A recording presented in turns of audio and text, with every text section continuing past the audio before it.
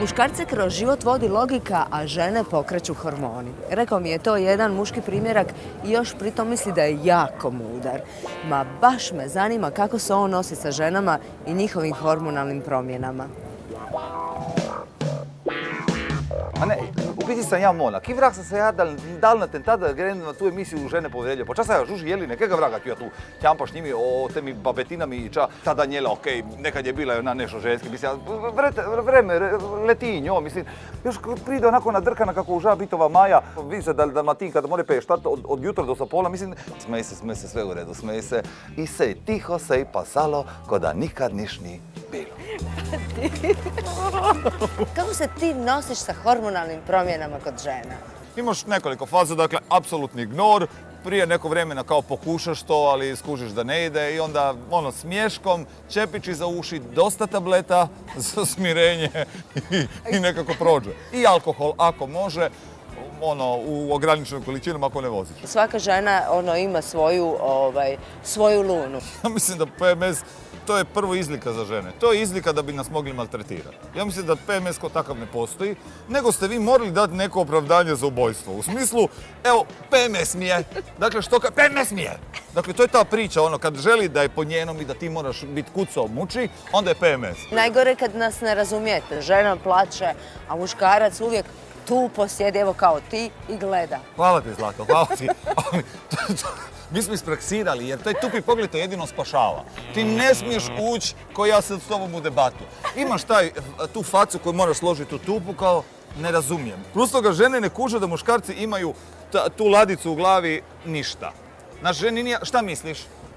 Ništa. Kako ništa? Dakle, ženi nije jasno da muškarac može ne misliti na ništa. Ili kad pita kao u čemu je problem? Kakav problem? U čemu je problem? Kakav problem? Ja imam problem. Kad vidiš da je nešto muči, ja pitam kao šta je, ništa nije. Kako? Pa je, nije. I onda, sjećaš onaj dan kad si rekao, nema što, vi ste apsolutni fenomeni, i jedina varijanta je ignor. Meni je tužno da to tebi pričam jer ti meni izgledaš kao jedan dobar primjerak te žene. Tako da, mislim, ogledalo i evo. Nama zapravo te hormonalne promjene često dobro dođu. Znaš kad je... Vama da, siguran sam. Ja sam dao lovu da se klatim. Vama dođu. Jer ja sam rekao, vi sve opravdavate s hormonalnim promjenama. Pum je Kad mi ovuliramo, onda zapravo u jednom času ti shvatiš da si se udala za Dosadnjakovića, ali teškog Dosadnjakovića. Ja imam taj problem što očito sve žene koje sam imao prilike bolje upoznat su onda stalno ovulirale jer sam stalno bio valjda dosadan. Seks, PMS i to, jel žene postanu nasilne, jel napadaju ili ne daju baš nikome? Pa gdje ste vi te nasilne? Ti fantaziju živiš, što ga ne... Ma dobro. Navodno ima, ali mislim, navodno imaju štrumfova i tako dalje. Ja mislim da ste vi žene i opet i tu okrenule pilo oko tog seksa. Jer mi se stalno moramo umiljavati da biste vi pristali na taj seksualni odnos u načelu. Pa morate se dokazati. Ne, ali to je inverzija. Mi vama radimo uslugu, ne vi nama. Ja to cijelo vrijeme tumačim. Što se mene tiče, seks traje 5 minuta i ja gledam poslije televiziju, utakmicu i miran sam. Muškarci bi trebali govoriti boli me glava, nije mi dan.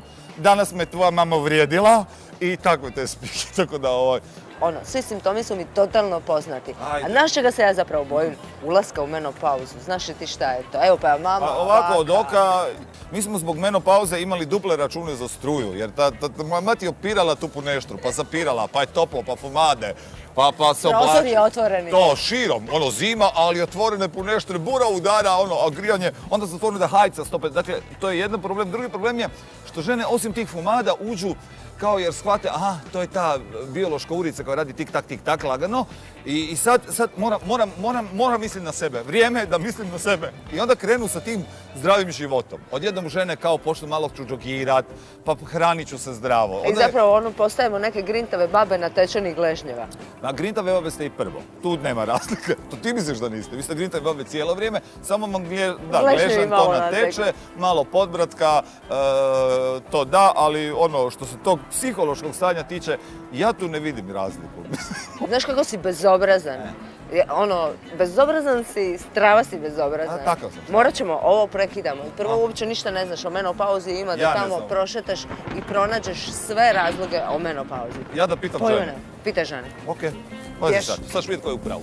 Dobar dan, senjorica, oprostite, moram vas nešto pitati. Čega ćete se vi odrediti za menopauzu? Muža. Mene su sad optužili da ja se razumijem u žene, ali ništa. Čega ste se vi odrekli za menopauzu? Pa, jela. Gospođo, dobar dan! Gospođo, Ja vas recite- gledam na televiziji. To je dobro, ali recite mi Pa meni lijepo. ovako, čega ćete se vi, gospođo, odreći u menopauzi? Pa neću sad reći. Slatkoga seksa, čega? Pa ja se nisam ničega.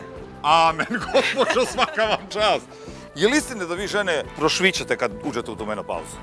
Bezobrazniče, jedan. Kako ste bezobrazni, dosta mi je vas muški.